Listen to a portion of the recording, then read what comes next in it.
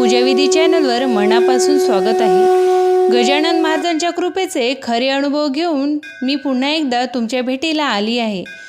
आज मी तुम्हाला माझ्या मुलाच्या बाबतीत गजानन महाराजांचा खरा आणि मनाला स्पर्श करणारा अनुभव सांगणार आहे। चला तर मग वेळ न घालवता सुरू करूया आजच्या अनुभवाला। आम्ही सहपरिवार श्री गजानन महाराजांचे दर्शन घेण्याकरिता शेगावला गेलो होतो। दर्शन घेऊन सायंकाळी 6 वाजताच्या सुमारास आम्ही मंदिर परिसरात तयार करण्यात आलेल्या आनंदसागर येथे फिरायला गेलो। रविवारचा दिवस असल्याकारणाने तिथे खूप गर्दी होती। अशातच फिरत असताना माझा मुलगा लहान मुलांसाठी असलेल्या खेळण्यांवर खेळत होता।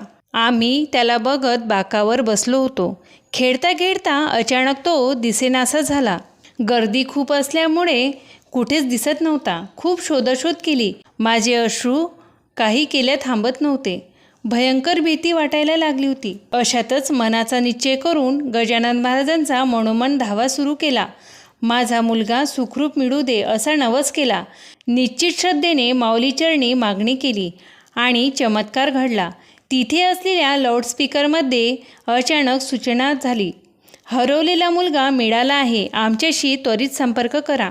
गजाननाचे नामस्मरण करत मी व माझे पती तेथे गेलो तर मुलगा त्यांच्याकडे बसलेला होता। आम्हाला बघताच तो रडू लागला आणि आमचेही अश्रू अनावर झाले। श्री गजानन माऊलींची कृपा झाली। मुलगा सुखरूप मिळाला। तुम्हाला हा अनुभव आवडला असेल तर व्हिडिओला लाईक करा, चॅनलला सबस्क्राईब करा आणि कमेंटमध्ये गण गण गणात बोते लिहायला विसरू नका। धन्यवाद।